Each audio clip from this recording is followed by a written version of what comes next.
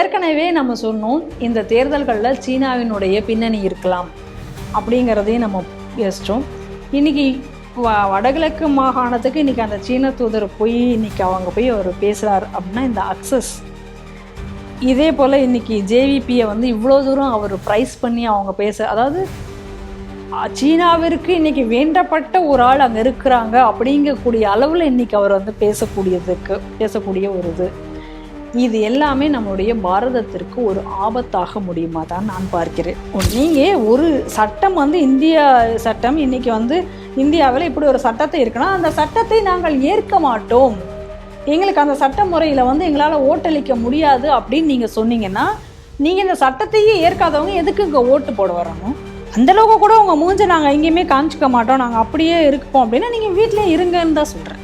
ஒழுக்கக்கேட்டை ஒரு சட்டவிரோத செயலை கண்டிக்க வேண்டிய ஒரு அரசு, அதற்கு உறுதியாக நடவடிக்கை எடுக்க வேண்டிய அரசு, அந்த நடவடிக்கை எடுப்பதற்காக இன்றைக்கி சிபிஐக்கு அந்த வழக்கை மாற்றிருக்கக்கூடிய நேரத்தில் இல்லை இதற்கு எதிராக நாங்கள் மேல்முறையீடு போவதை பற்றி நாங்கள் யோசிப்போம், அதை பற்றி முதல்வருடன் கலந்து ஆலோசிக்க இருக்கிறோம் அப்படின்னு சொல்கிறீங்க அப்படின்னு சொன்னால் அப்போ உங்களுக்கே அந்த விஷயத்தை தடுக்கிறதுல உங்களுக்கு அக்கறை இல்லையா? அதை தானே நம்ம கேட்கணும். எதுக்கு இந்த வழக்கில் நீங்கள் இவ்வளோ செலவு பண்ணி இதுக்கு நீங்கள் இவ்வளோ தூரம் முனையணும்? கோவில்கள் எல்லாம் உங்களுக்கு இன்றைக்கி நல்ல பணம் வருவது, பணத்தை தரக்கூடிய கோயில்கள், பெரிய பெரிய கோயில்களாக இருக்கின்றனவோ அந்த கோவில்கள்லேருந்து நீங்கள் என்ன பண்ணுறாங்க, இவங்க அறநிலைத்துறைங்கிற பேரில் அந்த கோவிலில் இவங்க உட்காந்துக்கிட்டு இவங்க அறநிலைத்துறைக்கு தேவையான எல்லா செலவுகளையும் அந்த கோவிலினுடைய பணத்திலேருந்து அதையும் நீங்கள் எடுத்துக்கிறீங்க.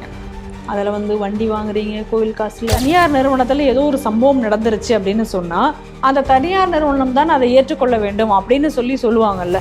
அப்போ இன்றைக்கி இந்த ஒரு அரசாங்க பள்ளிக்கூடத்திலேயே நடந்திருக்கும் பொழுது அதுக்கு அரசு தானே இன்றைக்கி பொறுப்பேற்க வேண்டும்.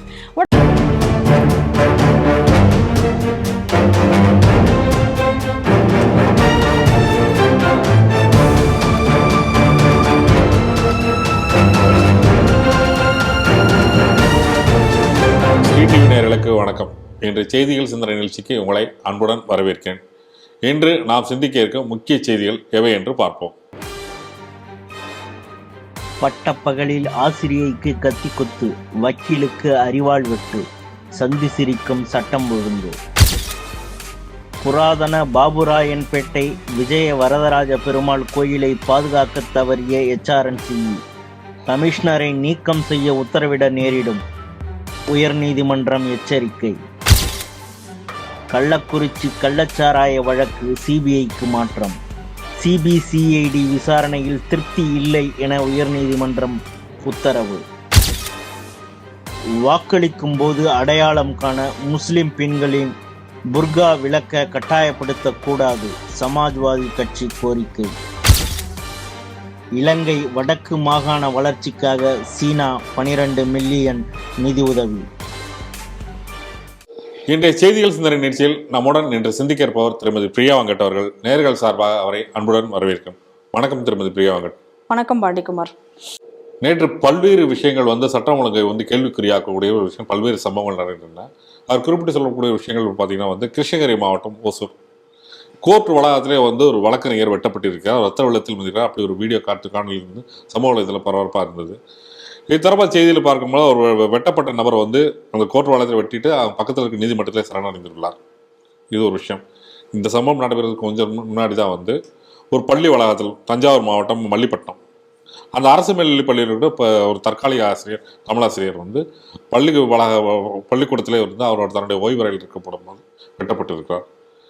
இந்த மாதிரி இப்போ வெவ்வேறு சம்பவங்கள் இருக்கும்பொழுது பொதுமக்கள் என்ன ஒரு அச்சப்படுறாங்கன்னா தமிழகத்தில் சட்டம் ஒழுங்கு எந்த நிலையில் இருக்குது, தன்னோட உயிர்களுக்கே பாதுகாப்பு இல்லை, ஒரு வளாகத்திற்குள்ளேயே அவர் வெட்டப்படுகிறார்கள் என்றால் அவரோட உயிருக்கே இப்படி கேள்விக்குறியாக இருக்கும் பொழுது பொதுமக்களான எங்களுக்கு எப்படி இந்த அளவுக்கு இருக்கும்ன்று ஒரு அச்சப்பட நிலை உள்ளது. இந்த செய்தியை எப்படி பார்க்குறீங்க?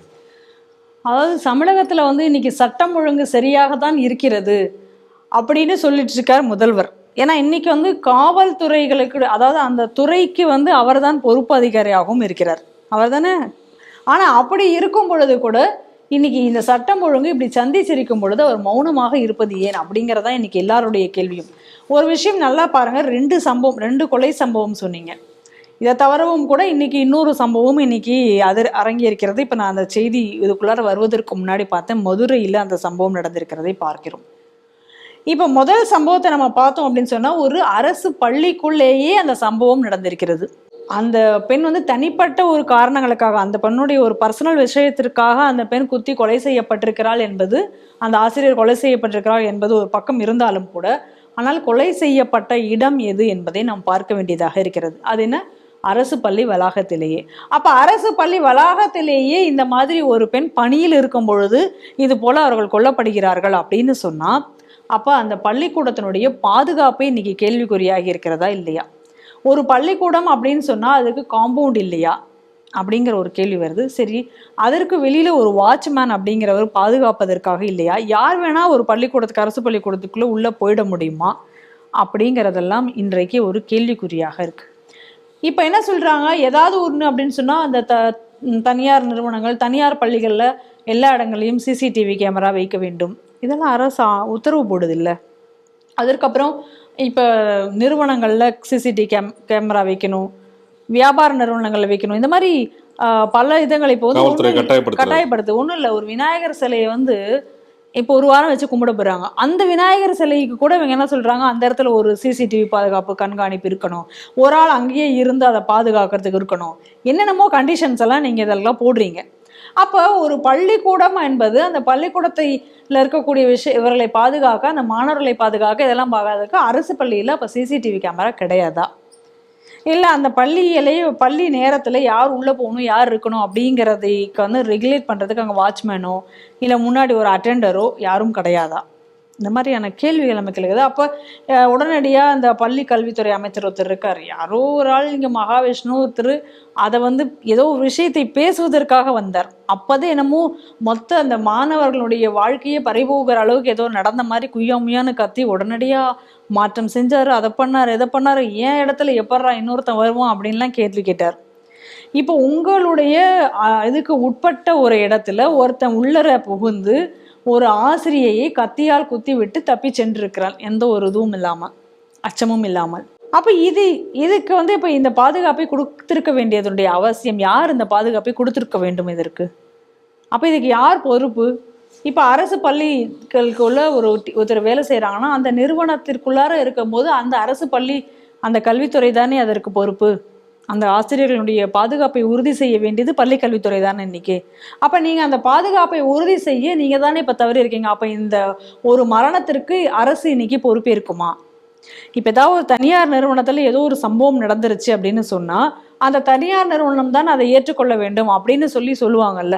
அப்போ இன்னைக்கு இந்த ஒரு அரசாங்க பள்ளிக்கூடத்திலேயே நடந்திருக்கும் பொழுது அதுக்கு அரசு தானே இன்னைக்கு பொறுப்பேற்க வேண்டும். உடனடியாக இன்னைக்கு என்ன, உடனே 5 லட்சம் ரூபா அவங்களுக்கு வந்து இழப்பீடு தரும் அப்படின்னு சொல்லியிருக்காங்க, நிவாரணம். இப்போ நம்ம கேள்வி என்னன்னா, இன்னைக்கு கள்ளச்சாராயத்தால் மக்கள் இழந்து செத்து போன போது 10 லட்சம் இவங்க கொடுத்தாரு. கள்ளச்சாராயம்ங்கிறதே ஒரு சட்ட விரோதம் சொல்லத்து போனால். அதை வாங்கி ஒருத்தங்க குடிச்சு செத்து போயிருக்கான். அந்த கள்ளச்சாராயத்தையும் நீங்க தடுக்கல. அப்ப கள்ளச்சாராயம் வித்தவனுக்கு வேற இவங்க காசு கொடுத்தாங்க. இன்னொரு விஷயம்னா, சாராயம் கொடுத்தால் சாவு என்பது எல்லாருக்கும் தெரியக்கூடிய விஷயம்.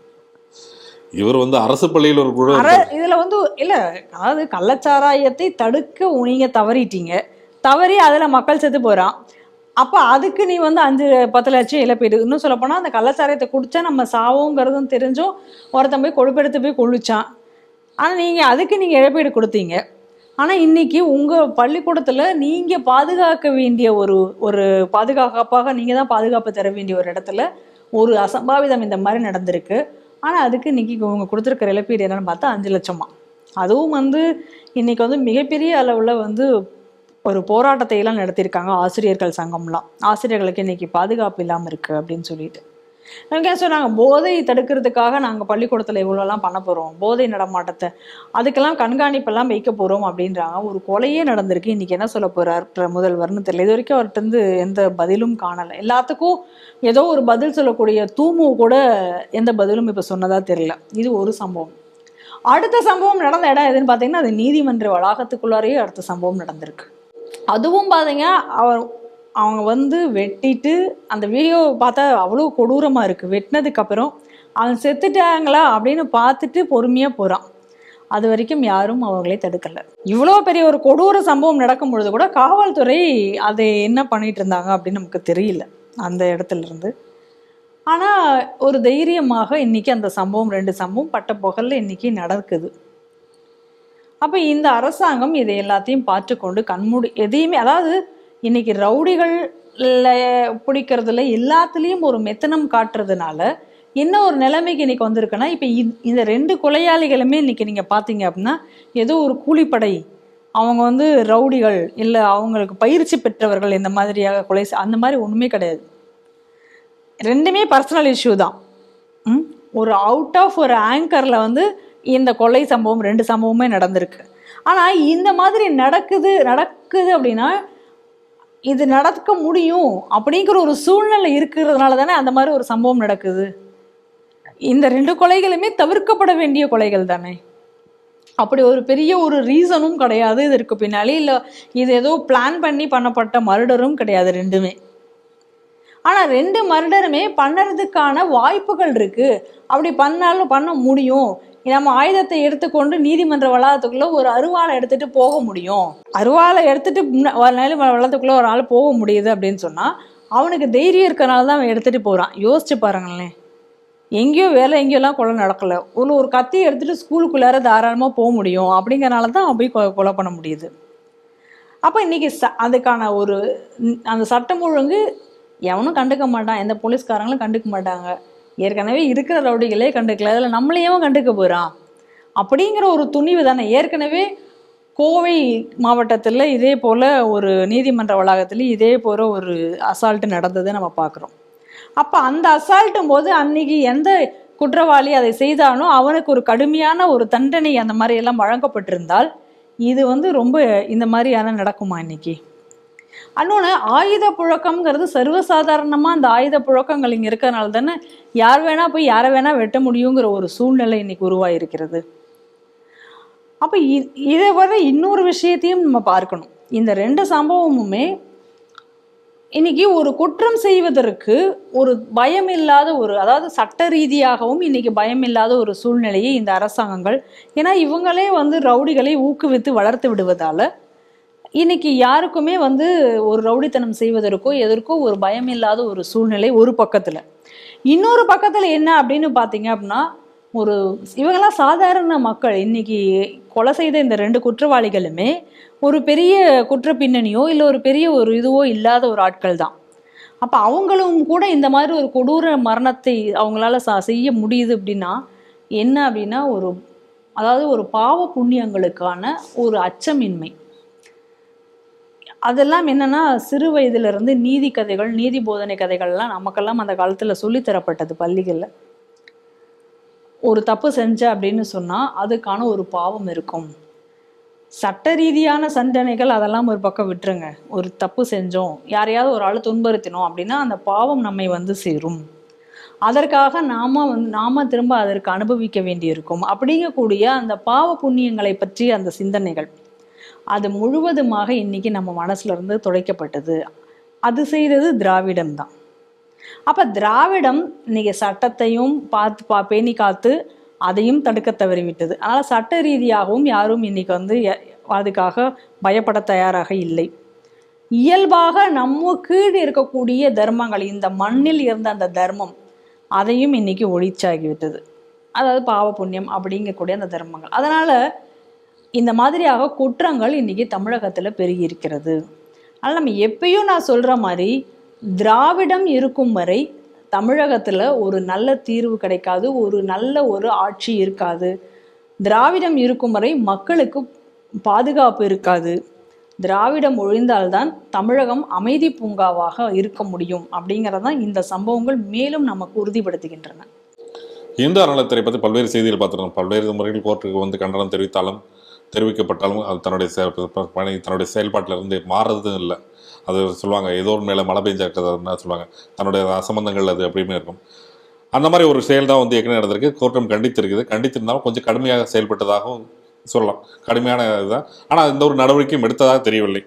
அப்படி ஒரு செய்தி இருக்குன்னா பார்த்தீங்கன்னா, செங்கல்பட்டு மாவட்டம் பாபுராயன்பேட்டை பக்கத்தில் ஸ்ரீ விஜய வரதராஜ பெருமாள் கோயில்னு ஒரு கோயில் இருக்குது. அந்த கோயில் நீங்கள் பார்த்து ஏற்கனவே ஒரு ஆவணப்படம் ஸ்ரீ டிவியில் ஒளிபரப்பப்பட்டுள்ளது. அந்த கோயிலின் நிலை தற்போது எந்த அளவுக்கு சிதலமடைந்திருக்குன்றலாம். இந்த கோயில் வந்து HRNC கண்ட்ரோலில் இருக்குது, இந்து அறநிலையத்துறை கண்ட்ரோலில் இருக்குது. இந்த கோயிலை வந்து திருப்பணிகள் செய்யப்பட வேண்டும், கும்பாபிஷேகம் நடத்தப்பட வேண்டும் அப்படின்னு சொல்லிட்டு இந்த வழக்கறிஞர் ஜெகநாதன் அவர்கள் வந்து ஒரு பொதுநல வழக்கு தொடுத்திருந்தார். இந்த வழக்கு வந்து ஏற்கனவே விசாரணைக்கப்பட்டு இந்த திருப்பணிகள் உடனே செய்யப்படும் என்று 2020ஆம் ஆண்டு ஒரு ஆணை பிறப்பித்தது நீதிமன்றம். அப்படி பிறப்பிருந்தாலும் அந்த அதுக்கப்புறம் நீ என்ன சொல்றது நான் என்ன கேட்கறது அப்படின்ற மாதிரி ஒரு அசம்பந்த நிலையில வந்து இந்து நலத்துறை செயற்பட்டது. அது தொடர்பாக கண்டெம்ட் ஆஃப் த கோர்ட் வழக்கும் வந்து தொடுக்கப்பட்டது. அந்த வழக்கம் நிலுவையில் இருந்தது. அது இருந்தபோது மீண்டும் இந்த ஒரு வழக்கு வந்து நீதிமன்றத்தில் விசாரணைக்கு வரும்போது நீதிமன்றம் வந்து தற்போது எந்த நிலையில் இருக்குன்னு சொல்லி புகைப்படத்தை வந்து சமர்ப்பித்திருந்தார். இந்த கோயில் எந்த அளவுக்கு செல்லமடைந்தது அதை பார்த்து நீதிமன்றம் வந்து உடனடியாக வந்து ஆணையரை வந்து கமிஷனர் வந்து வீடியோ கான்ஃபரன்ஸ் மூலம் தொடர்பு கொண்டு அந்த வழக்கில் இருந்து உடனே இது பண்ணாங்க. வழக்கை பற்றி விசாரணை போகும்போது நீதிமன்றம் வந்து சில உத்தரவுகளை பிறப்பித்திருக்காங்க. இந்த வழக்கு விசாரணை போது கமிஷனருக்கு சில உத்தரவு பிறப்பித்திருக்காங்க. உத்தரவு பிறப்பித்து சில கண்டனங்களையும் தெரிவிச்சிருக்காங்க. நீங்கள் வந்து உங்களுக்கு வந்து கமிஷனரை நீக்குவேன் அந்த மாதிரி உத்தரவு பிறப்பித்தால் மட்டுமே நீங்கள் செயல்படுவீங்களா, இல்லை இணை கமிஷனர் வந்து உங்களுக்கு பதவி உயர்வு கொடுக்கக்கூடாது, இந்த மாதிரி பனிஷ்மெண்ட்ஸ் எல்லாம் கொடுத்தா மட்டும்தான் நீங்கள் செயல்படுவீங்களா அப்படின்னு சொல்லி கண்டனத்தை தெரிவிச்சிருக்கு. மேலும் இந்த மாதிரி உத்தரவு நீங்கள் பிறப்பிக்க வரை நீங்கள் நடைபெற்றீங்கன்னா நல்லதாக இருக்கும். அதே நேரத்தில் வந்து இந்த திருப்பணிகள் பற்றியும் சில விஷயங்கள் 2 வாரத்தில் வந்து எனக்கு கோர்ட்டை சமர்ப்பிக்கணும். இது தொடர்பாக வந்து வழக்கு தொடுத்தவர் வந்து நேரடியாக புகைப்படம் எடுத்து அது கோர்ட்டை சமர்ப்பிக்கலாம்னு சொல்லி ஒரு ஆணை பிறப்பித்திருக்கு. இந்த செய்தியை நீங்கள் எப்படி பார்க்குறீங்க? இன்னைக்கு கோர்ட் வந்து தன்னுடைய கடும் கண்டனத்தை பதிவு செய்திருக்கிறது நீங்க சொன்னது மாதிரி. அதற்கு முன்னாடி இந்த பாபுராயன்பேட்டை கோவிலை பத்தி நம்ம சிறிது பார்க்கணும். இந்த பாபுராயன்பேட்டையில் இருக்கக்கூடிய விஜய வரதராஜ பெருமாள் கோவில் அப்படிங்கிறது மிகவும் புராதனமான ஒரு கோவில். நீங்க சொன்ன மாதிரி ஏற்கனவே சமீபத்துல நம்ம அந்த பகுதிக்கே சென்று நம்ம ஸ்ரீ டிவியில ஒரு ஆவணப்படத்தை நம்ம அதற்காக போட்டிருந்தோம். அதை நீங்க பார்த்திருக்கலாம்.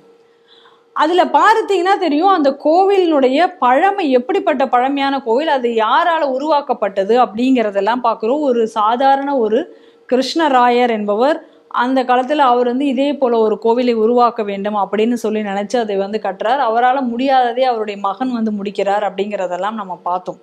அப்ப அந்த ஒரு கோவிலுக்காக அந்த குடும்பம் எவ்வளவு தூரம் இது பண்ணி அந்த கோவிலை கட்டியிருக்காங்க அப்படின்னு பாருங்க. அப்படிப்பட்ட ஒரு கோவில் பாதுகாக்கப்பட வேண்டுமா வேண்டாமா? இந்த மாதிரியான புராதன விஷயங்களை பாதுகாக்குவதற்காகத்தானே அறநிலைத்துறை எதற்காக வந்து இந்த கோவில்களை எல்லாம் எடுத்தார்கள்? நாங்கள் வந்து இந்த கோவிலை பாதுகாப்போம், கோவிலுடைய சொத்துக்களை நாங்கள் பாதுகாக்க வேண்டும், நிர்வாகத்தில் முறைகேடுகள் இருந்தால் அதையிலே நாம் சரி செய்வோம், இந்த அடிப்படையில் தானே நீங்க கோவிலை நீங்க எடுத்தீங்க. அப்ப நீங்க அந்த அடிப்படையில் இந்த பாபுராயன்பேட்டை கோவிலையும் நீங்கள் எடுத்திருந்தீர்கள் என்றால் இந்த கோவிலுடைய திருப்பணிகளை செய்து அந்த கோவில்களை பாதுகாக்க வேண்டியது யார்? அறநிலைத்துறை தானே இன்னைக்கு அந்த கோவிலை பாதுகாத்திருக்க வேண்டியது. ஆனா அந்த கோவிலோட நிலைமை என்ன அப்படின்னா, இன்னைக்கு அந்த கோவில் வந்து தாயார் சன்னதி இன்னைக்கு கர்ப்பகிரகம் இடிந்து விழுந்து விட்டது. பெருமாள் சன்னதியும் ஆல்மோஸ்ட் இடிந்துருச்சு. ஏதோ ஒரு இடத்துல இப்படி சன்னதி வச்சு ஏதோ வந்து அங்கே வந்து ஒரு பூஜை மட்டும் நடந்துட்டு இருக்கு. அனைத்து கோபுரங்கள் எல்லாமே பார்த்தீங்கன்னா செடிகள் எல்லாம் முளைச்சி உங்களுக்கு அங்கே போகிறதுக்கான இந்த தடவை வந்து ஒரு மிகப்பெரிய அளவில் ஒரு மழை வந்தது அப்படின்னு சொன்னால் அந்த கோவில் தரைமட்டம் ஆயிடும். இந்த மழைக்கு இப்போ ஒரு பெரிய புயலோ ஏதோ ஒன்று வந்தது அப்படின்னா அந்த கோவில் இருக்குமா அப்படிங்கிறது தெரியாது. முழுவதுமாக அந்த கோவில் சிதிலம் அடைந்துவிடும். அதாவது அந்த கோவிலை ஒட்டி அகரகாரங்கள் எல்லாம் இருந்தது அப்படிங்கக்கூடிய விஷயங்களை கூட அங்கே அந்த பகுதியில் உள்ளவர்கள் சொல்லுகிறார்கள். இப்படி இருக்கக்கூடிய கோவிலினுடைய நிலை தான் வந்து இன்னைக்கு இவ்வளவு மோசமாக இவர்கள் செய்திருக்கிறார்கள். அப்ப அறநிலையத்துறை எதற்காக இருக்க வேண்டும் அப்படிங்கிற ஒரு கேள்வி நமக்கு அதுல வந்து எழுகிறது. இன்னைக்கு இது மட்டும் இல்லை, இது போல பல கோவில்களை வந்து நம்ம சொல்லலாம். பல கோவில்களினுடைய நிலைமை வந்து இன்னைக்கு இப்படித்தான் இருக்கு. எந்த கோவில்கள் எல்லாம் உங்களுக்கு வந்து இன்னைக்கு நல்ல பணம் வருவது, பணத்தை தரக்கூடிய கோயில்கள், பெரிய பெரிய கோயில்களாக இருக்கின்றனவோ அந்த கோவில்கள்ல இருந்து நீங்க என்ன பண்றாங்க, இவங்க அறநிலைத்துறைங்கிற பேர்ல அந்த கோவில்ல இவங்க உட்காந்துக்கிட்டு இவங்க அறநிலைத்துறைக்கு தேவையான எல்லா செலவுகளையும் அந்த கோவிலினுடைய பணத்துல இருந்து அதையும் நீங்க எடுத்துக்கிறீங்க. அதுல வந்து வண்டி வாங்குறீங்க கோவில் காசுல, கோவிலுக்கு அல்லாத அந்த தேவையில்லாத செலவுகளை எல்லாம் செய்யறது. சரி, பக்தர்கள் கோக்கை தானமாக கொடுத்தா கோசாலை இருந்தால் அந்த கோசாலை காணாமல் போயிடுது. அந்த பசுக்களை எல்லாம் யாரிடம் இவர்கள் கொடுத்தார்கள், என்ன செஞ்சாங்க அப்படின்னு தெரிய மாட்டேங்குது. என்னென்ன வழக்குகள் நீங்கள் பாருங்களேன். கோசாலை இருந்தால் அந்த கோசாலை இருக்காது, நகைகளை எல்லாம் நாங்கள் உருக்குவோம் அப்படிங்கிறது. சரி இதெல்லாம் பரவாயில்ல அப்படின்னு சொல்லி நம்ம ஏத்துட்டா கூட கோவிலுடைய சமய சடங்குகள்லையும் தலையிட்டு இதை இப்படி பண்ணுவோம், நாங்கள் அதை அப்படி பண்ணுவோம் அப்படின்னு சொல்லிட்டு அந்த சடங்குகள்லையும் தலையிடுவது, பக்தர்களை கோவிலுக்குள்ளார வச்சு அடிப்பது, இது எல்லாமே இன்னைக்கு அறநிலையத்துறையினால பக்தர்கள் கோவில் வளாகத்துல தூங்கிட்டு இருந்தாங்கன்னா அவங்க மேல தண்ணியை பீச்சு அடிக்கிறது, கோவிலுக்கே வரக்கூடாது, கோயிலுக்கே இதுக்குடா கோயிலுக்கு போகணும் அப்படிங்கிற மாதிரியான ஒரு மனநிலையை கோவில்களில் ஏற்படுத்துவது. கரெக்டாக இப்போ திருச்செந்தூர் கந்தசஷ்டி விழா அந்த நேரம் பார்த்து அங்கே இருக்கக்கூடிய விடுதிகளை எல்லாத்தையும் இடிச்சு கட்டுறேன்னு சொல்லி கிளம்புறது, அப்புறம் அது ஒரு முழுமையாக முடிஞ்சிச்சா முடியலையான்னு தெரியாத ஒரு சூழ்நிலையிலேயே மக்களை வச்சிருக்கிறது. அப்போ மக்கள் எல்லாம் வேறு வழி இல்லாமல் வேறு வேறு இடங்களில் தங்களுடைய இதெல்லாம் புக் பண்ணதுக்கப்புறம் நான் திறந்து வச்சுட்டோமே அப்படிங்கிறது. பாத யாத்திரை போகிறோமா, பாத யாத்திரை போகிற சமயத்தில் ரோடு போடுறதுன்னு கிளம்புறது, இல்லை அந்த ரோடுகளை போடாமல் பக்தர்கள் எப்படிலாம் கஷ்டப்படணுமோ அந்த மாதிரி அந்த சாலைகளுக்கான அந்த இடைஞ்சல் கொடுக்கறது. சரி எல்லாத்தையும் மீறி காவடி எடுத்து கொண்டு வந்தால் அங்கே நீங்கள் மேலதாளம் வாசிக்கக்கூடாதுன்னு ஒரு சட்டத்தை புகுத்துறது, கோவிலுக்குள்ளார கோஷம் போடக்கூடாது, பாட்டு பாடக்கூடாது, சிவராத்திரி அன்னைக்கு கோயிலுக்குள்ளார அடுத்த கால பூஜைக்கு முன்னாடி அதுக்கு இடையில உள்ள இடத்துல அந்த கோவிலுக்குள்ளே உட்காரக்கூடாது, தெப்போற்சவமா அது நீ எதுக்கு பார்க்கறது, நாங்கள் நடத்தி முடிச்சுக்குவோம், நாங்களே 4 இதுக்குள்ள நடத்தும், அந்த படித்துறைக்குள்ளார நீ எல்லாம் வரப்படாதுன்னு சொல்லி இவங்க எல்லாத்தையும் வெளில இது. இவ்வளவு அராஜகங்களையும் தொடர்ந்து இந்த அறநிலைத்துறையானது செய்து வருவதை நாம் தொடர்ந்து பார்த்துட்டுதே வரும். அதே போல ஒரு நிலையில தான் இந்த பாபுராயன்பேட்டை கோவிலையும் இன்னைக்கு இவர்கள் வைத்திருக்கிறார்கள். இதுல ஒரு கூத்து என்ன அப்படின்னா, 2 வருடங்களுக்கு முன்னாடியே கோர்ட் உத்தரவு போட்டு விட்டது. இன்னும் 12 வாரங்களுக்குள்ளார இந்த கோவிலினுடைய திருப்பணி முடிக்கணும் அப்படின்னு சொல்லி போட்டிருந்தாங்க. அப்ப நீ இந்த மாதிரி பல உத்தரவுகளை கோர்ட் வழங்குகிறது. ஏன்னா இப்ப நீங்க யோசிச்சு பாருங்க, அறநிலையத்துறை இன்னைக்கு தப்பு செய்யுது, நீங்க அறநிலையத்துறையிட்ட போய் எதுவும் நீங்க கேட்க முடியல, நீங்க இப்ப யார்கிட்ட போய் அடுத்து கேட்க போறீங்க?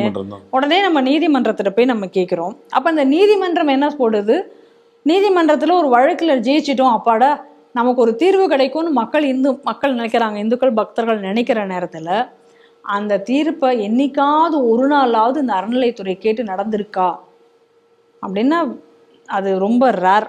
எனக்கு தெரியல, அப்படி ஏதாவது ஒண்ணு அங்க ஒண்ணு இங்க ஒண்ணு நடந்திருக்கலாமா இருக்கலாம். எந்த நீதிமன்ற உத்தரவையும் அறநிலையத்துறை முழுமையாக செயல்படுத்தியதாக நமக்கு இது வரைக்கும் தெரியல. அப்படியே இருந்தாலும் இந்த பக்கம் ஒண்ணு செஞ்சுட்டு பின்னாடி அதுக்கு வேறு ஒரு இதை வைக்க வேண்டியது, இதைதான் தொடர்ந்து பண்ணிட்டு இருக்காங்க.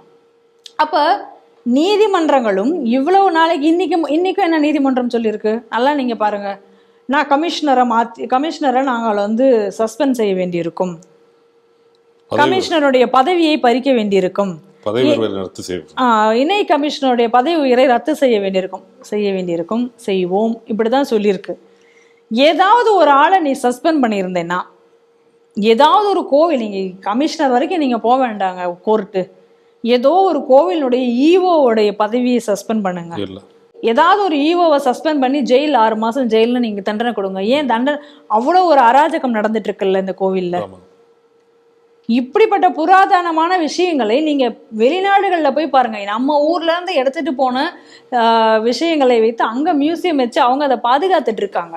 ஆனா நம்ம புராதனமான விஷயங்களை நம்ம இங்க பாதுகாக்க தவறி கொண்டிருக்கிறோமே. அதை பாதுகாக்க வேண்டியது யாருடைய கடமை? இன்னைக்கு நீங்க தானே கையில் எடுத்து வச்சுட்டு இருக்கீங்க, அப்ப நீங்க தானே பாதுகாத்துட்டு இருக்கணும் அதை. அப்ப இவ்வளோ அலட்சியமாக இவ்வளோ அட்டூழியம் செய்யக்கூடியவர்களை நீங்க ஏன் சஸ்பெண்ட் செய்யக்கூடாது கோர்ட்டு? இது வரைக்கும் என்ன அந்த மாதிரியான ஒரு உத்தரவை நீங்கள் பிறப்பிச்சிருக்கீங்க? கிடையாது. இவங்க இப்படியே சொல்லிட்டு இருப்பாங்க பயமுறுத்துற மாதிரி. ஆனா அந்த பயமுறுத்தல்களுக்கு இன்னைக்கு கண்டெம்ட் அப்படின்னு சொல்லி இந்த கோர்ட்டு சொல்லுது. இந்த மாதிரி கண்டெம்ட்டை எந்த மதிச்சிருக்காங்க? எல்லாமே கண்டெம்ட் தானேங்கிறேன் நான்.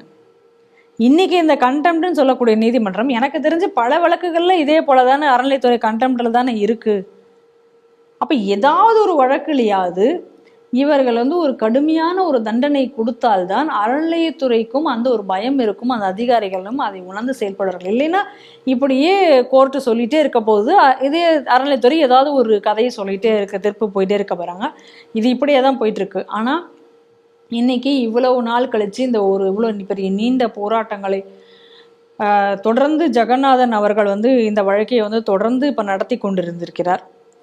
இதற்கு பிறகு இன்னைக்கு இப்படி ஒரு தீர்ப்பு கொடுத்திருக்காங்க. இனி அறநிலைத்துறை என்ன செய்யும் என்பதை நம்ம பொறுத்திருந்துதான் பார்க்க வேண்டியிருக்கு. இதற்கு பிறகாது இவ்வளோ தூரம் கண்டனத்தை தெரிவித்த பிறகாது இந்த கோவில் ஆலயம் எழும்புமா அப்படிங்கிறது நமக்கு தெரியல. என்ன செய்ய போகிறது என்பதை பொறுத்திருந்து பார்க்க வேண்டும். அதே நேரத்தில் ஒரு போராட்டம் அப்படி என்பது இல்லை ஒரு வழக்கு எதுவாக இருந்தாலும் ஏதோ ஒரு மனு போட்டதோடு நின்று விடாமல் அதோட தங்க வேலை முடிஞ்சிருச்சுன்னு நிற்காம தொடர்ந்து அதற்காக போராடினால் மட்டும்தான் ஒரு வெற்றியை எட்ட முடியும். அப்படிங்கிறது தான் ஒரு போராட்டத்துக்கான ஒரு போராளிக்கான ஒரு குணம் என்றே பார்க்கிறோம்.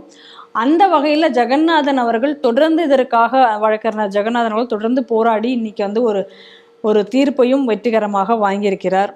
இன்னைக்கு இனியும் தொடர்ந்து வந்து நீதிமன்றம் என்ன சொல்லியிருக்கு அப்படின்னா அவங்க கோவிலினுடைய நிலைமை குறித்து நீங்கள் எங்களுக்கு அப்டேட் பண்ணலாம் அப்படிங்கிறதையும் அவருக்கு ஒரு இதுவாக சொல்லியிருக்கிறது. அவருக்கு கிடைத்த மிகப்பெரிய வெற்றியே.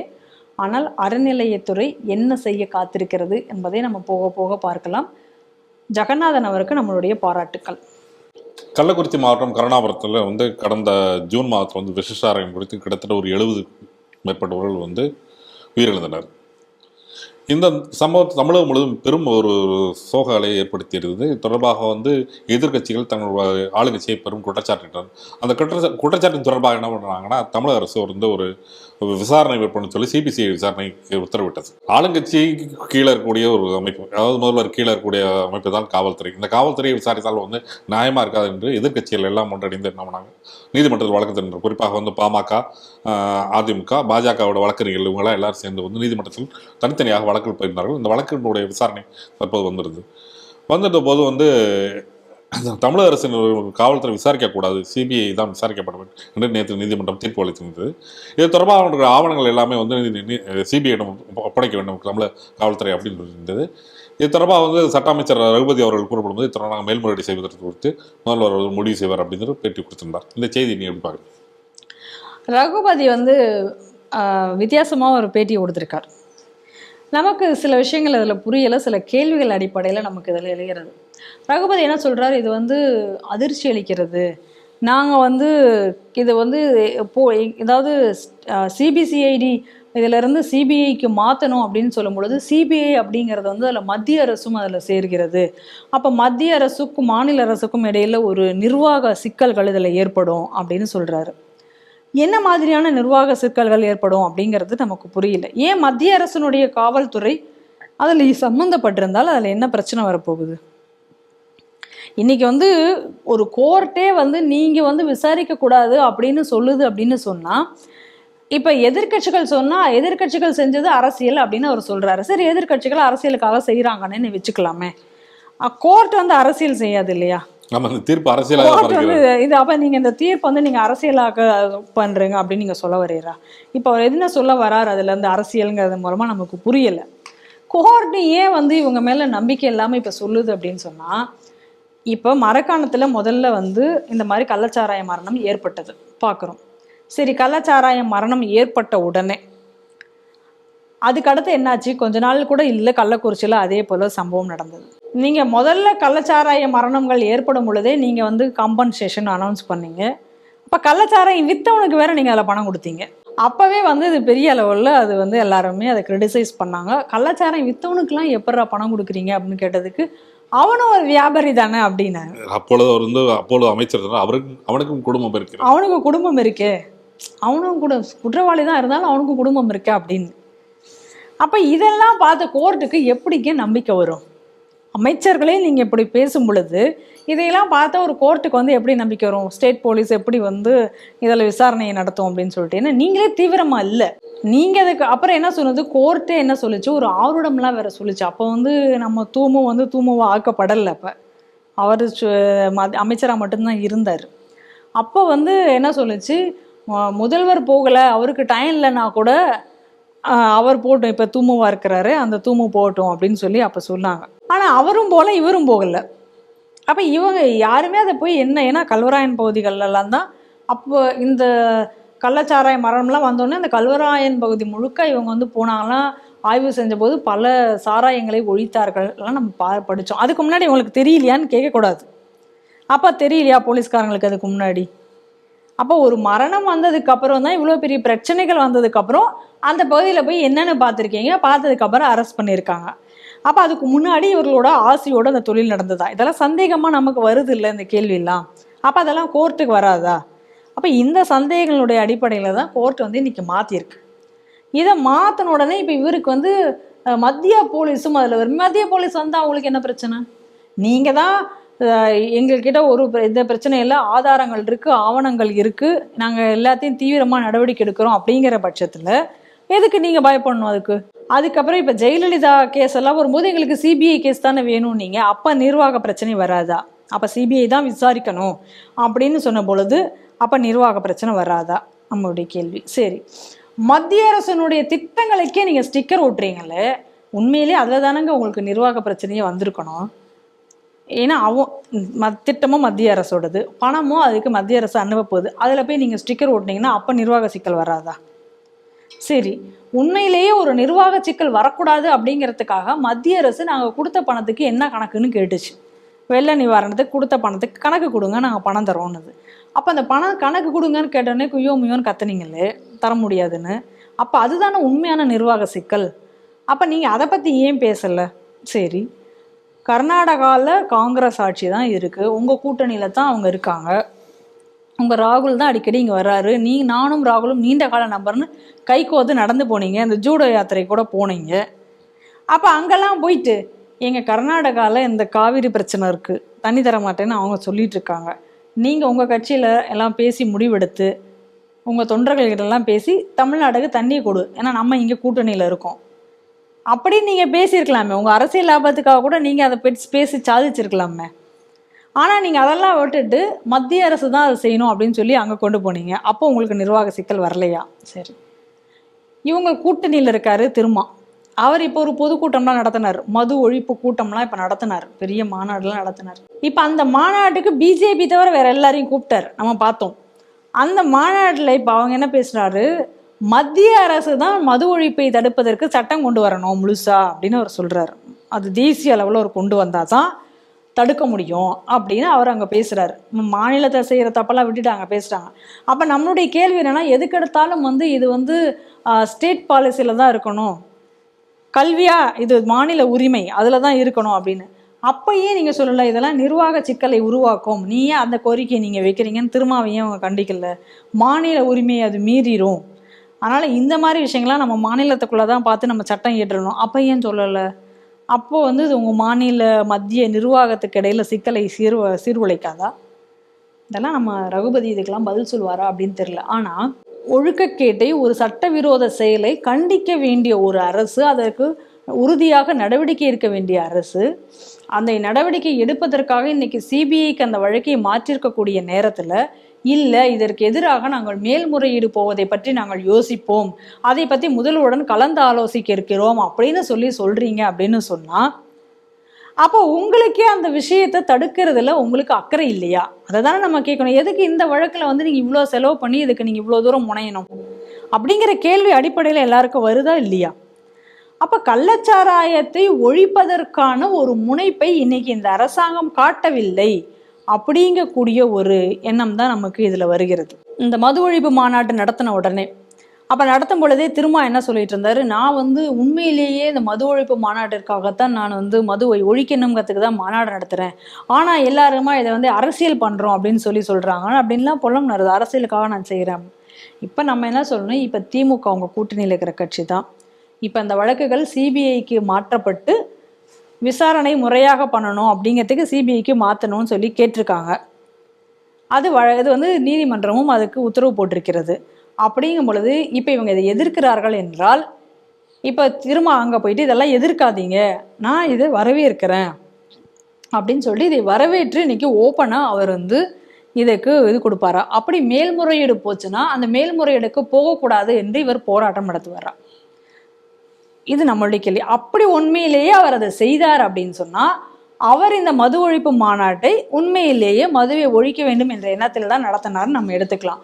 இல்லை அப்படின்னு சொன்னால் இது வந்து ஒரு அரசியலுக்காக செய்ததாகத்தான் நம்மால் பார்க்க முடியும். அது ரொம்ப தெளிவாக இதில் வந்து நமக்கு தெரிகிறது. ஆனால் இன்னி வரைக்கும் இப்போ இதுக்கும் வந்து தூமு வந்து எந்த பதிலும் சொல்லலை. நேற்றுக்கு கொலைகள்லாம் நடந்து இது மாதிரி இருந்திருக்கு, அதுக்கும் வந்து தூமுவோ மற்றவங்களோ யாரும் பதில் சொல்லலை. இதில் முக்கியமான கொடுமைன்னா, இவ்வளோ கொடூரமான சம்பவம் நடந்தும் கூட இப்போ கோர்ட்டு சொன்னதுக்கு அப்புறமும் கூட முதல்வரோ தூமுவோ அதில் போய் பார்க்கல அப்படிங்கிறதையும் புரிகிறது. அதனால் இன்றைக்கி வந்து கோர்ட் வந்து இந்த விசாரணையை வந்து சிபிஐக்கு மாற்றியது என்பது நம்ம வரவேற்க வேண்டிய ஒரு விஷயம். இன்றைக்கி ரகுபதியினுடைய பேட்டி வந்து கள்ளச்சாராய ஒழிப்பிற்கு இவர்கள் எவ்வளவு தூரம் முனைப்பு காட்டுகிறார்கள் என்பதை வெளிச்சம் போட்டு காட்டியிருக்கிறது. தேர்தலில் ஓட்டு போடுறதுக்கு வந்து கட்டாயம் இருக்கிறது ஐடென்டிட்டி. அதாவது ஒருத்தர் இவர் தான் ஒன்னார் தான் ஓட்டு போடுகிறார் அப்படின்றதுக்கு வந்து புகைப்படத்தினுடைய சான்று தான் முக்கியமான ஒரு விஷயம். அப்படி அவர் கொண்டு வரும்பொழுது அவர் அந்த புகைப்படத்தில் இருப்பவரும் இவரும் ஒத்து போகிறதா என்று பார்த்து தான் வாக்களிப்பது கடமையாக பார்க்கப்படும். அப்படி இருக்கப்படும் போது இது நீங்கள் வந்து புகைப்படத்தில் காட்டினா மட்டும் போதும், மூஞ்சியை காட்ட வேண்டாம் அப்படின்னு சொல்லிட்டு ஒரு கட்சியோட தலைவரை வந்து தேர்தல் கமிஷன் எழுதியிருக்காரு. எங்கே இடம் பார்த்தீங்கன்னா உத்தரப்பிரதேச மாநிலத்தில் சமாஜ்வாடி பார்ட்டியை சேர்ந்த தலைவர் என்ன சொல்லியிருக்காருன்னா, இடைத்தேர்தலில் இப்போ ஓட்டு போட வரக்கூடிய முஸ்லீம் பெண்களுடைய கட்டாய முகத்தை காட்ட வேண்டும் என்று கட்டாயப்படுத்தாதீர்கள். அவர்கள் வந்து அதனால் மிகப்பெரிய சிரமம் அடைகிறார்கள். இதற்கு காரணம் என்னவென்றால் 2024 வந்து லோக்சபா தேர்தலில் வந்து போலீஸ் அதிகாரிகள் வந்து கெடுபடியாக வந்து அவர்கள் முகத்தை காட்ட வேண்டும் அப்படின்னு கெடுபடி காட்டியதால் வந்து அவர் சில முஸ்லீம் பெண்கள் வாக்களிக்காமல் சென்று விட்டார்கள்.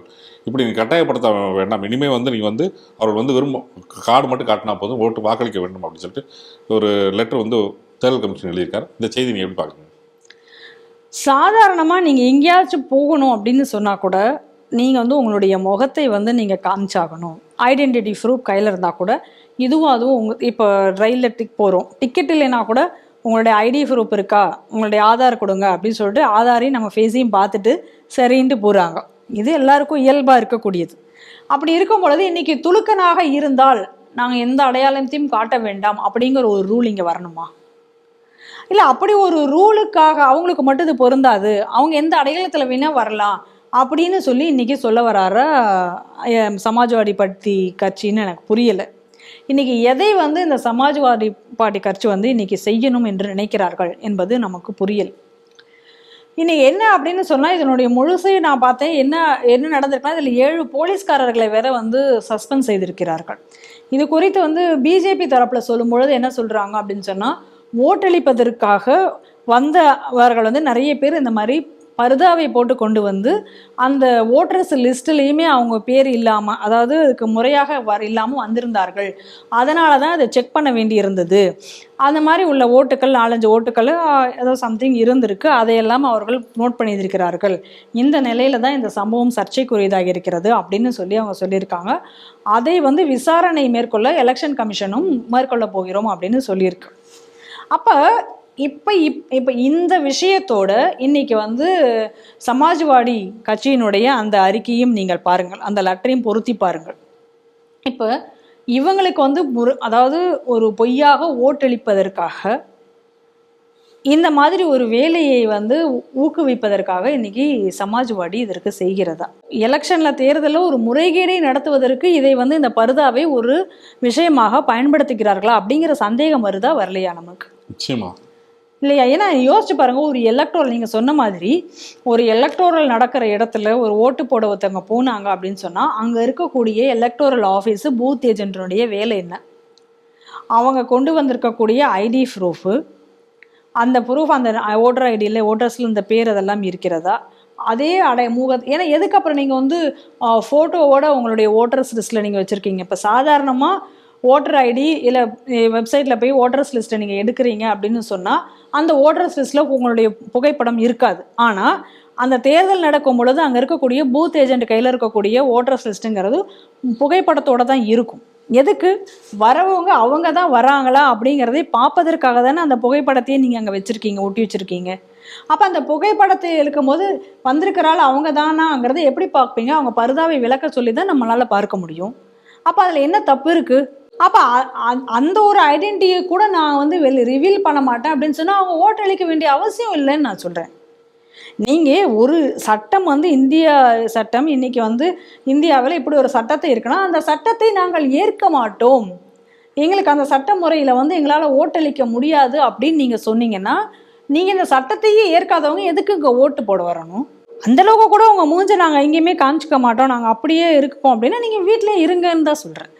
நீங்கள் அந்த உங்களுக்கான கொடுக்கப்பட்ட அந்த சட்டத்தை முறையில் தானே நீங்கள் போகணும். உங்களுக்கு ஒரு உரிமை கொடுத்துருக்காங்க, ஆனால் அந்த உரிமைக்கான எப்படி அந்த எக்ஸசைஸ் பண்ணுறதுங்கிறதுக்கான ரூல்ஸும் இருக்குல்ல. அந்த ரூல்ஸை எங்களால் கடைபிடிக்க முடியல அப்படின்னு சொன்னால் அவங்க எதுக்கு இங்கே இருக்கணும் அப்படிங்கிற ஒரு கேள்வி நமக்கு அடுத்ததாக வருகிறது. அதுக்கடுத்து என்னென்னா, இப்போ மெக்கா போகிறாங்க, நம்ம ஒரு கேள்வி இது, இப்போ மெக்கா போகிறாங்க, அங்கெல்லாம் போகிறாங்க, அப்படி போகும் பொழுது அவங்களுடைய ஐடென்டிட்டியில் அவங்க ஃபோட்டோலாம் இல்லாமல் தான் போவாங்களா? நிச்சயமா இல்லை. அப்போ அங்கே போனோடனே யார் வராங்கன்னு அவங்க செக் பண்ணுறதுக்கு பரதாவை எடுக்க சொல்ல மாட்டாங்களா? அப்போ மெக்காவில் உள்ள போலீஸ்காரர்கள் விசாரிக்கலாம், அவங்க பார்க்கலாம். ஆனால் இங்கே இந்தியாவில் இருக்கிறவங்க போலீஸ்காரர்கள் பார்க்கக்கூடாது, நாங்கள் ஒரு ஐடென்டிட்டியை கேட்கக்கூடாது அப்படிங்கிறது எந்த விதத்தில் நியாயம் அப்படின்னு நமக்கு புரியல. இன்னைக்கு உலக நாடுகள் பல இடத்துல இன்னைக்கு பார்த்தீங்கன்னா இந்த பர்தாவை இன்னைக்கு தடை செய்திருக்கிறார்கள். அதாவது உலக நாடுகள்லாம் துலுக்க நாடுகளில் நான் சொல்கிறேன், மற்ற நாடுகளை விட்டுருங்க, துலுக்க நாடுகள்லேயே இன்னைக்கு வந்து இந்த பர்தாவை தடை செஞ்சுருக்காங்க. ஆனால் நம்ம இந்தியாவில் மட்டும் வேண்டுமென்றே இந்த பர்தாவை எல்லா இடத்துக்கும் இந்த பர்தாவை கொண்டு போக வேண்டும், இந்த பர்தாவை வைத்து ஒரு அரசியல் செய்ய வேண்டும் என்று இதற்கு வந்து அரசியல்வாதிகளும் இன்னைக்கு வந்து இங்கே இருக்கக்கூடிய அரசியல்வாதிகளும் அதற்கு ஒத்துழைப்பு கொடுத்து கொண்டிருக்கிறார்கள். அதற்கு சாதகமாக இன்னைக்கு அவர்களும் பேசி கொண்டிருக்கிறார்கள். இதே சம்பவம் தான் தமிழகத்திலையும் நடந்துச்சு. அதுக்காக உடனடியாக அந்த மதுரை பக்கத்தில் இந்த மேலூரில் தான் அந்த சம்பவம் நடந்தது. பூத் ஏஜென்ட் வந்து உங்களுடைய முகத்தை காம உங்கள் ஐடென்டிட்டியை காமிங்க அப்படின்னு சொன்னதுக்காக அந்த பூத் ஏஜென்ட்டை கைது செய்யப்பட்டார். உடனே பெண் உரிமை அப்படின்னு சொல்லிட்டு இங்கேருந்து கனிமொழி அவங்களாம் பொங்கினாங்க. நான் என்ன கேட்குறேன், இந்த பர்தா அணியறதே முதல்ல பெண்ணடிமைத்தனத்தினுடைய வெளிப்பாடுன்னு தான் நான் சொல்கிறேன். அப்போ ஒரு பெண் சுதந்திரமாக என்ன உடை அணியணுங்கிறத கூட இல்லாமல் இன்னைக்கு இந்த பர்தாவை அணிந்துட்டு கொள்ள போகணும்னு சொல்லிட்டு கட்டாயப்படுத்தப்படுகிறாளே, அதுவே முதல்ல பெண் உரிமைக்கு எதிரானதுன்னா அதுக்கு யாரும் இங்கே எதிராக போராடலை. ஏன்னா ஈவேராவே இந்த கோஷாவை அணிந்து கொண்டு செல்கிறார்கள், அந்த கோஷாவிற்கு எதிர்ப்பு தெரிவிச்சிருக்காரு, அதுவே பெண்ணடிமைன்னு அவரே சொல்லியிருக்காரு. அப்போ ஏன் நீங்கள் வந்து இந்த துலுக்கெல்லாம் சில பேர் சொல்லிட்டு இருப்பாங்க, இந்த அடிப்படைவாத அமைப்புகள் சிலதெல்லாம் இந்த ஈவேராவையும் அப்பப்போ இவங்க கூட்ட சேர்த்துக்குவாங்க. அப்போ அந்த ஈவேரா சொன்னதை இவங்க கேட்கலாமே. ஆனால் இன்னைக்கு பாருங்க, இந்த அரசியல்வாதிகளும் இப்போ இதுக்கு துணை போகிறதுக்காக தொடங்கி இருக்கிறார்கள். அப்போ இதை பயன்படுத்துவது யாரு அப்படின்னு பார்த்தீங்கன்னா இந்த அடிப்படைவாத அமைப்புகள் இதை வந்து பயன்படுத்தி கொள்கிறார்கள். இதை பயன்படுத்தி கொண்டு இன்னைக்கு சாதாரணமாக இருக்கக்கூடிய மக்கள் மேலே கூட இதை வந்து திணிக்கக்கூடிய ஒரு சூழ்நிலைக்கு இன்னைக்கு போயிருக்கு. இப்போ இந்த மாதிரியெல்லாம் சம்பவங்கள் தொடர்ந்து நடக்கும் பொழுது நமக்கு என்ன தோணுது அப்படின்னா, சாதாரணமாக ஒருத்தங்க போனால் கூட அவங்க மேலே ஒரு சந்தேகப்படக்கூடிய ஒரு பார்வை நமக்கு ஏற்படுது. ஐயோ இவங்க இப்படி தான் இருப்பாங்களோ அப்படிங்கக்கூடிய ஒரு எண்ணத்தை நமக்கு மனசில் விதைவிக்கிறார்கள். அதை விதைக்கிறது யார் அப்படின்னு பார்த்தீங்கன்னா இந்த அரசியல்வாதிகள் தான். இந்த மாதிரியான அரசியல்வாதிகள் தான் இந்த மாதிரியான சந்தேகங்களை இப்பொழுது நம்மளுக்கு விதைக்கிறார்கள். ஒரு சாதாரணமாக இருக்கக்கூடிய இயல்பாக இருக்கக்கூடிய இன்னைக்கு துலுக்கர்களையும் கூட இவங்கெல்லாம் இப்படி தான் போட்டுட்டு வந்தாங்கன்னா இதில் ஏதோ ஒரு விஷயம் இருக்கோ அப்படின்னு நினைக்கக்கூடிய அளவிற்கு இன்னைக்கு இவங்க இந்த விஷயத்தை கொண்டு செல்கிறார்கள். அப்போ இதை வந்து இன்னைக்கு தடுக்க வேண்டியது யார்? அப்போது இன்னைக்கு இருக்கக்கூடிய ஒரு சட்டத்திற்கு இன்னைக்கு என்ன சட்டம் இருக்கிறதோ அந்த சட்டத்தின் அடிப்படையில் செயல்பட வேண்டியவர்களை அந்த சட்டத்திற்கு அடிப்படையில் கூட நீங்கள் செயல்பட வேண்டாம், உங்களுக்கு நாங்கள் வந்து ஒரு வீட்டோ பவர் தரோம் அப்படின்னு சொல்லிட்டு அதை கொடுக்கக்கூடியவர்கள் இன்னைக்கு இந்த அரசியல்வாதிகளாக இருக்கிறார்கள். இதன் மூலமாக இவங்க தான் வந்து ஒரு தப்பான எண்ணங்களையும் வளர்க்கிறார்கள் அப்படிங்கிறத பார்க்குறோம். இது வந்து இன்னைக்கு பாருங்க, கோர்ட்டில் கூட வந்து ஒரு தீர்ப்பு நான் படித்தேன். ஆனால் அது ரொம்ப எனக்கு வந்து இதனால் என்னென்ன விளைவுகள் ஏற்படும் அப்படிங்கிறத வந்து யோசிக்கும் பொழுது, மதுரையில் வந்து ஒரு ஐஎஸ்ஐஎஸ்க்கு ஆதரவாக செயல்பட்ட சமூக வலைதளங்களில் ஆதரவாக செயல்பட்ட ஒரு நபர் மீது என்ஐஏ வழக்கு தொடர்ந்து அவரை வந்து அவர் மேலே அவருக்கு தண்டனை கொடுத்திருந்தது. ஆனால் இன்னைக்கு வந்து மதுரை ஹைகோர்ட் வந்து அவர் மேலே இருக்கிற வழக்கை வந்து குவாஷ் பண்ணியிருக்காங்க. காரணம் என்னன்னா, ஐஎஸ்ஐஎஸ்க்கு ஆதரவாக ஏதோ பதிவிட்டாலே அவர் வந்து ஐஎஸ்ஐஎஸ்க்காக செயல்பட்டவர் கிடையாது அப்படிங்கிற மாதிரி சொல்லி விட்டுருக்காங்க வெளியில். அவருடைய நெட்வொர்க் என்னவாக இருந்தது, எப்படி இருந்தது, என்ன அந்த மாதிரியான விஷயங்கள் கேட்டதுக்கு ஃபேஸ்புக் போஸ்ட்டுகள் எல்லாம் ஒரு ஆதாரமாக வைத்து செயல்படையாது. அவர் ஏதோ 2014 முன்னாடியே அவர் போட்டிருந்திருக்கலாம், அது ஒரு ஆர்வக்கோளரில் அந்த மாதிரியெல்லாம் அது வந்து அதை ஒரு மிக சாதாரணமாக அதை எடுத்துக்கொண்டு இன்னைக்கு வந்து ஒரு வழக்கிலேருந்து விடுவித்திருக்கிறார்கள். ஆனால் இதுவே நாளைக்கு இந்த மாதிரி பல பேருக்கு வழங்கப்பட்ட ஜாமீன்கள்னால தான் இங்கே பல கொலைகள் நடந்திருக்குங்கிறத நம்ம பார்க்குறோம். ஒரு கொலையில் ஏற்கனவே நீங்கள் யாருக்கு ஜாமீன் கொடுக்கப்பட்டதோ அந்த ஜாமீன் பெற்றவர்கள் வந்து அடுத்த கொலைகளை இங்கே பயங்கரமாக செய்துவிட்டிருக்கார்கள், அடுத்த ஒரு பயங்கரவாத செயலில் ஈடுபட்டிருக்கிறார்கள் என்பதை நாம் தொடர்ந்து பார்த்து வருகிறோம். ஆனால் இந்த நிலையில் கோர்ட்டும் கூட இப்படி ஒரு தீர்ப்புகளை கொடுத்திருப்பது என்பது நமக்கு அதிர்ச்சியை கொடுக்கிறது. அந்த வகையில் தான் நம்ம இதையும் பார்க்க வேண்டியிருக்கிறது. இப்போ நேற்றுக்கோ என்னமோ நான் ஒரு போஸ்ட் கூட பார்த்தேன், என்சிஆர்டி புக்கில் கூட வந்து இனி இப்போ லேட்டஸ்ட்டாக மாற்றப்பட்ட புஸ்தகத்திலேயே கூட இங்கே இருக்கக்கூடிய துலுக்கர்கள் எல்லாம் ஏதோ மிகப்பெரிய ஒரு கஷ்டத்தில் இருக்காங்க, அவங்களுக்கு அதனால் நம்ம வந்து இப்படி அவங்களுக்கு ஆதரவாக இந்த நலத்திட்டங்களை எல்லாம் செயல்படுத்த வேண்டியிருக்கு அப்படிங்கிற மாதிரியான விஷயங்கள் எல்லாம் இங்கே இருக்குதில்ல அப்படின்னு சொல்லி அந்த கண்டித்து போஸ்ட் போட்டிருந்ததை கூட நான் பார்த்தேன். அப்போ என்ன ஒரு இவங்களுடைய ஒட்டுமொத்தமாக ஒரு என்ன ஒரு இது பண்ணுறாங்கன்னா, நீங்கள் வந்து இப்போ பாருங்கள், முசாஃபர் எலெக்ஷனில் கூட வந்து இன்னைக்கு கலவரம் வந்து கல்லெடுத்து எறிந்திருக்கிறார்கள் அப்படிங்கிறத நம்ம பார்க்குறோம். அப்போ இந்த கல்லெறி பழக்கம் எங்கே வந்தது? இப்போ நீங்கள் கல்லெறித்து எறிவீங்க, அதை எதிர்த்து இந்துக்கள் ஏதாவது ஒன்று பண்ணியாச்சு அப்படின்னு சொன்னால் அப்போ வந்து இந்த நாட்டில் வந்து உடனே என்ன கோவப்படுகிறது அப்படின்னா, மைனாரிட்டிகள் தாக்கப்படுகிறார்கள், அவர்கள் வஞ்சிக்கப்படுகிறார்கள் அப்படிங்கக்கூடிய ஒரு நிலையை கொண்டு வராங்க. ஆனால் அதே நேரத்தில் முதலாக பாதிக்கப்பட்ட அந்த இந்துக்களுக்கு இங்கே நீதி இருப்பதாக தெரியவில்லை. இப்பயும் பாருங்க, நீ சட்டவிரோதமாக உன்னுடைய ஐடென்டிட்டியை ரிவீல் பண்ண மாட்ட அப்படின்னு சொல்லி நீ சொன்னது சட்டத்திற்கு புறம்பானது. ஆனால் சட்டத்தின்படி நீ கேள்வி கேட்டவன் இன்னைக்கு வந்து ஜெயிலில் போக வேண்டிய ஒரு நிலை.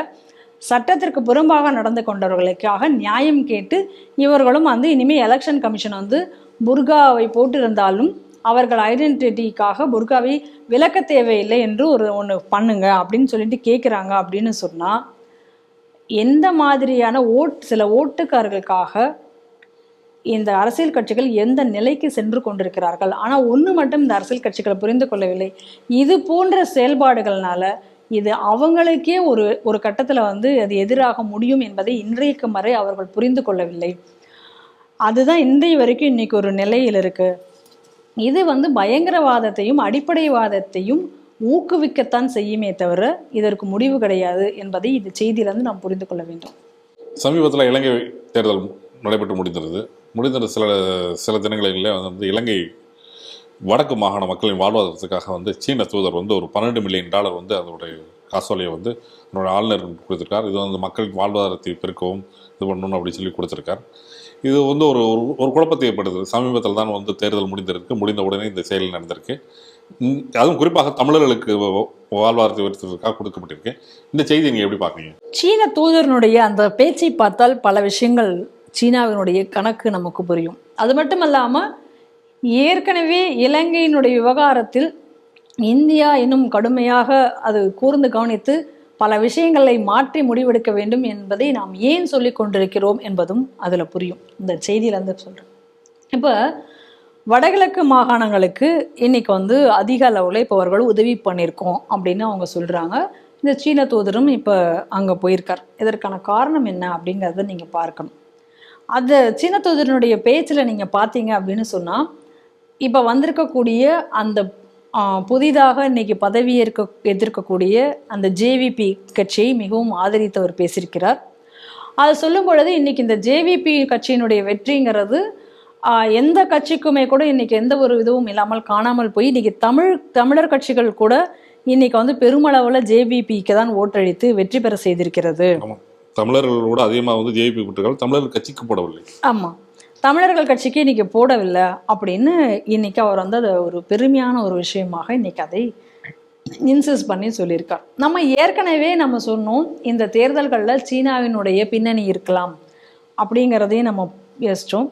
இன்னைக்கு வடகிழக்கு மாகாணத்துக்கு இன்னைக்கு அந்த சீன தூதர் போய் இன்னைக்கு அவங்க போய் அவர் பேசுகிறார் அப்படின்னா இந்த அக்சஸ் இதே போல் இன்னைக்கு ஜேவிபியை வந்து இவ்வளோ தூரம் அவர் ப்ரைஸ் பண்ணி அவங்க அதாவது சீனாவிற்கு இன்னைக்கு வேண்டப்பட்ட ஒரு ஆள் அங்கே இருக்கிறாங்க அப்படிங்கக்கூடிய அளவில் இன்னைக்கு அவர் வந்து பேசக்கூடிய ஒரு இது எல்லாமே நம்மளுடைய பாரதத்திற்கு ஒரு ஆபத்தாக முடியுமா தான் நான் பார்க்கிறேன். ஒன்று. ரெண்டாவது, இதில் முக்கியமாக பார்க்க வேண்டியது அவர் சொல்லும் பொழுது என்ன சொல்லியிருக்காரு, இந்த ஜஃப்னா யூனிவர்சிட்டியில் வந்து நாங்கள் பல உதவிகள் நாங்கள் வந்து செய்யணும்னு நாங்கள் நினைக்கிறோம். ஆனால் இன்னும் கூட அங்கே இருக்கக்கூடிய இந்த யாழ்ப்பாணத்தை சேர்ந்த மக்கள், அந்த பகுதியில் இருக்கக்கூடிய தமிழ் மக்கள் வந்து எங்களை முழுமையாக இன்னும் ஏற்றுக்கொள்ளவில்லை. சீனாவுக்கு அகாடமிக்கெல்லாம் வந்து இன்னும் அந்த அளவுக்கு வந்து அவங்க பெரிய அளவில் அந்த யூனிவர்சிட்டியில் வந்து இன்னும் முழுமையான விஷயங்களில் வந்து கொண்டு வர எடுத்துக்க விட மாட்டாங்க. ஒரு சந்தேகத்தோடையே இன்னும் அதை வந்து அவங்க பார்த்து கொண்டிருக்கிறார்கள் அப்படின்னு இப்போ அது ஒரு வார்த்தையும் சொல்லியிருக்கார். அப்போ என்ன அப்படின்னா, இப்போ யோசிச்சு பாருங்கள், இந்த ஆட்சி மாற்றம் இந்த விஷயம் இப்போ இவர் பேசியிருக்கிறது, இன்றைக்கி அங்கே போய் நான் உதவி செஞ்சுருக்கிறது, இது எல்லாம் என்ன அப்படின்னா அங்கே இருக்கக்கூடிய தமிழர்களையும் வந்து இவங்க பக்கத்துக்குள்ளார கொண்டு வருவதற்கான ஒரு முயற்சியாகத்தான் நான் பார்க்குறேன். ஏன்னா இன்றைக்கி அங்கே உள்ள தமிழர்களுக்காக போராட கொண்டிருக்கிறோம் அப்படின்னு சொல்லக்கூடிய அந்த கட்சிகள் எல்லாமே இந்த தேர்தலில் நான் சொன்ன மாதிரி காணாமல் போய்விட்டார்கள். அப்போ இன்றைக்கி அந்த கட்சிகளினுடைய எல்லாமே வந்து பலவீனமடைந்து இன்றைக்கி அவர்கள் எல்லாம் போயிடுவாங்க. இப்போ வடக்கையும் கிழக்கையும் இனி வந்து இவர்களுடைய ஆதிக்கம் என்பது இனி அதிகரிப்பதற்காக சீனா வந்து இவ்வளோ நாள் வந்து மேல் மட்டத்தில் அவங்களுடைய வேலைகள் இருந்தாலும் கூட இன்றைக்கி கிரவுண்ட் லெவல்லையும் இந்த வேலைகளை செய்வதற்காக இவர்கள் வந்து உள்ளே நுழைஞ்சிருக்காங்க. அப்படிங்கிறத தான் நம்ம அதில் முக்கியமாக நம்ம பார்க்க வேண்டியிருக்கு. இந்தியா வந்து இலங்கைக்கு வந்து மிகப்பெரிய அளவில் வந்து பல உதவிகளை வந்து நம்ம செய்திருந்தாலும் கூட, பெரிய அளவில் இப்போ நிர்மலா சீதாராமன் போனாங்க, அங்கே எல்லாம் இவ்வளோ வேலைகள் நடந்தாங்க, இவ்வளோ வீடுகள் கட்டி கொடுத்தாங்க தமிழர்கள் பகுதியில், எல்லாம் கூட செய்திருந்தாலும் கூட அது அந்த மக்களினுடைய மனதில் இப்போ வரைக்கும் அங்கே வந்து இன்னும் ரீச் ஆகலை. அப்படிங்கிறது தான் இந்த எலெக்ஷன் ரிசல்ட்டும் சரி, இன்னைக்கு இந்த சீனாவினுடைய பேச்சும் சரி, இதெல்லாத்தையும் நம்ம காமிக்கிறது. ஆமாம், அன்னிலேருந்து நம்ம சொல்லிட்டு இருக்க ஒரு விஷயம் என்ன அப்படின்னா, இலங்கையை பொறுத்த வரைக்கும் நம்மளுடைய எம்பசியினுடைய செயல்பாடு, நம்மளுடைய அம்பாசிடர்ஸ்னுடைய செயல்பாடு அப்படிங்கிறத வந்து திருப்திகரமாக இல்லை. அவங்களுடைய கொள்கைகளை நிறைய மாற்றிக்க வேண்டியிருக்கு, இன்னும் பல விஷயங்களை நம்ம அங்கே செய்ய வேண்டியிருக்கு. இல்லை அப்படின்னா இது நமக்கு வந்து மிகப்பெரிய பிரச்சனையாகும், சைனா உள்ள வரும். இதை நம்ம வந்து அடிக்கடி நம்ம வந்து சொல்லிக்கொண்டே இருந்தக்கூடிய விஷயம்தான். ஆனால் இதுவரைக்கும் நம்ம சொன்னதுக்கு எதுவும் கேட்டு அங்கே பெரிய அளவில் வேலைகள் நடந்ததாக தெரியலை ஒரு பக்கம். இன்னொரு பக்கம் இந்த தமிழர் கட்சிகள்லாம் காணாமல் போன நிலையில் இந்த இளைஞர்கள்லாம் எப்படி தமிழகத்தில் வந்து இந்த நக்சல் பயங்கரவாதம் மாதிரியான ஒரு சூழ்நிலை இருக்கிறதோ, மாறிக்கொண்டிருக்கிறவர்களோ, அதுபோல் அங்கே அந்த இளைஞர்கள் மூளைச்சலவை செய்யப்பட்டு கம்யூனிஸ்டுக்காரர்கள் அது ஒரு விதமான ஒரு விஷயங்களை ஏற்படுத்துவதற்கான ஒரு வாய்ப்பும் இங்கே தென்படுகிறது. இந்தியாவிற்கு எதிரான மனநிலையை ஏற்படுத்துவதற்கான வேலையை இப்போ தெளிவாக இவங்களெல்லாம் வைத்து சீனா செய்யும். இது நடக்க போகுது. ஏற்கனவே இந்தியாவை பொறுத்த வரைக்கும் இந்த பக்கம் நேபாளத்தில் இருக்கக்கூடிய லிபரல்ஸ் அவர்களால் இருக்கிற பிரச்சனை, பங்களாதேஷை பொறுத்த வரைக்கும் கிறிஸ்துவ ஜிகாதிகளினுடைய பிடியில் இன்றைக்கி இருக்குது. இந்த பக்கம் இப்போ இலங்கையும் இப்போ வந்து சீனாவினுடைய பிடியில் போச்சுன்னா நம்மளுடைய நாட்டிற்கு எப்படிப்பட்ட ஒரு ஆபத்து இருக்கும்னு பாருங்கள். இது எப்படி இந்தியா இனி ஹேண்டில் பண்ண போகுது அப்படிங்கிறது தான் நம்ம வந்து இதுக்கான கேள்வி. இதை சரி செய்வதற்கு உடனடியாக முழு மூச்சாக மிக கடுமையான நடவடிக்கைகளை வந்து இந்தியா எடுத்தாலே தவிர இதுக்கு வந்து பெரிய ஒரு ஆபத்து. ஏன்னா நல்லா யோசிச்சு பாருங்கள், வடக்கு பகுதியில் இன்றைக்கி வந்து தமிழர்கள் மத்தியிலும் இவங்க பாப்புலர் ஆகிறாங்க அப்படின்னா, இந்த பக்கம் தமிழகம் ஏற்கனவே இலங்கையிலிருந்து ஆயுத கடத்தல், போதைப் பொருட்கள் கடத்தல், இதெல்லாம் நம்ம பார்க்குறோம். அங்கே இருக்கக்கூடிய பயங்கரவாதிகளுக்கும் இங்கே இருக்கக்கூடிய பயங்கரவாதிகள், அதாவது இஸ்லாமிய ஜிகாதிகள் பயங்கரவாதிகளுக்குள்ள நெக்ஸஸ் பார்க்குறோம். ஏன்னா அங்கே ஜஹரன் ஹாஸ்மி இங்கேருந்து பயிற்சி பெற்று, இங்கே இருக்கிறவன் அங்கே பயிற்சி பெற்றுன்றான். இந்த நெட்வொர்க்கை நம்ம ஏற்கனவே பார்த்துட்ருக்கோம். ஏற்கனவே இலங்கையில் அந்த ஈஸ்டர்ன் குண்டு வெடிப்புக்கு அப்புறம் தவ்ஹீத் ஜமாத்து கட்சிகள் எல்லாமே தடை செய்யப்பட்டிருந்தன. தவ்ஹீத் கட்சிகள்லாம் தடை செய்யப்பட்ட நிலையில் சிலதுக்கு மட்டும் உடனடியாக அப்போவே வந்து அவங்க அந்த பேனை லிஃப்ட் பண்ணுறாங்க. அதெல்லாம் நம்ம பார்க்குறோம். ஸோ இப்போப்பட்ட ஒரு சூழ்நிலையில், இந்த மாதிரியான ஒரு க்ரைம் சூழ்நிலையில் இன்றைக்கி வந்து இங்கே ஏற்கனவே இங்கே தமிழகத்துலேயும் ஒரு ஜிகாதி பிடியில் இருக்கக்கூடிய நிலையில் எப்படிப்பட்ட ஆபத்துக்கள் இன்றைக்கி வரை காத்திருக்கின்றன என்பதை நாம் புரிஞ்சு கொள்ளணும். ஆனால் இதை வந்து இந்திய அரசாங்கம் எப்படி எதிர்கொள்ளப் போகிறது என்பதை நம்ம வந்து பொறுத்திருந்து பார்க்கணும். ஏன்னா நம்ம பலமுறை நம்ம சொல்லிட்டோம், பலமுறை நம்ம வந்து இதே செய்திகள் சிந்தனைகளில் பலவிதமாக நம்ம சொல்லுவோம். ஏற்கனவே இந்த தேர்தல் முடிவுகள் வந்து வந்த உடனேயே கூட நம்ம சொன்னோம், இது வந்து சீனா வந்து இந்த பின்னணியில் இருந்து இதை செயல்பட்டு கொண்டிருக்கிறார்கள். அதுக்கடுத்து வேகமாக சீனாவினுடைய செயல்பாடுகள் இங்கே வரும். இந்த ஜேவிபி அதனுடைய ஆட்சி என்பது நிச்சயமாக இந்தியாவிற்கு ஒரு லாபகரமானதாக இருக்காது. இது நமக்கு ஆபத்தான ஒன்றாகத்தான் இருக்கும். இது எல்லாமே நம்ம இன்றைக்கி தான் நம்ம சொல்லிட்டு இருந்தோம். நம்ம சொன்னதெல்லாம் உண்மை அப்படிங்கிறது நிரூபிக்கிற மாதிரி இன்றைக்கி சீன தூதுவரனுடைய அந்த விசிட், அவங்களுடைய பேச்சு, இன்றைக்கி அவர்கள் செய்து கொண்டிருக்கக்கூடிய உதவி எல்லாமே நமக்கு இங்கே காமிக்கிறது. ஒரு விஷயத்தை இலங்கையும் புரிஞ்சு கொள்ளணும் அப்படின்னு நினைக்கிறேன். ஏன்னா சீனா போய் கால் வச்ச எந்த நாடுமே உருப்பிட்டது கிடையாது. ஏற்கனவே பிஆர்ஐ கன்ஸ்ட்ரக்டிவ் அப்படின்னு சொல்லி பல நாடுகளை கடனாளிகளாக்கி தன்னுடைய பிடியில் வைக்கிற வேலையை சீனா செய்து கொண்டிருக்கிறது. இன்றைக்கி அதே போல் நான் இலங்கைக்குடையும் நான் இவ்வளோ கடன் இருக்குது, நான் இதை எப்படி செய்யறது? இப்போ கூட பாருங்கள், கடன்களை பற்றி கேட்ட பொழுது எந்த ஒரு பெரிய ஒரு தீர்வையும் சீனா சொல்லலை. அதற்கு மழுப்பலாக அதுக்கான பதில் சொல்லப்பட்டிருக்கிறதே தவிர செய்வோங்கிற மாதிரியான உறுதியான விஷயங்களை எதுவுமே சொல்ல. தனக்கு லாபமாக இருக்கக்கூடிய விஷயங்களை மட்டும்தான் சீனா செய்யும். அதை வைத்து இந்தியாவை எப்படி கட்டுப்படுத்தலாம் என்று தான் சீனா பார்க்குமே தவிர இலங்கைக்காக எதையும் செய்யாது என்பதை இலங்கையும் புரிந்து கொள்ள வேண்டும். ஆனால் இந்த விஷயத்தில் இந்தியா மிகுந்த கவனமுடன் இருந்து தங்களுடைய வெளியுறவு கொள்கை பாலிசியில் சில மாற்றங்களை கொண்டு சரி செய்யாவிட்டால், இன்றைக்கி ஏற்கனவே இந்த பக்கம் பங்களாதேஷனுடைய அச்சுறுத்தல், இன்றைக்கி இலங்கையும் இதே நிலையில் இருக்கும் பொழுது மிக கவனமாக செயல்பட வேண்டிய நேரமாக பார்க்கிறேன். நன்றி மேடம். நன்றி. இத்துடன் செய்திகள் சிந்தனை நிகழ்ச்சி நிறைவடைந்து மீண்டும் அடுத்த ஒரு நிகழ்ச்சியில் சந்திப்போம். நன்றி, வணக்கம், ஜெய்ஹிந்த். ஜெய்ஹிந்த்.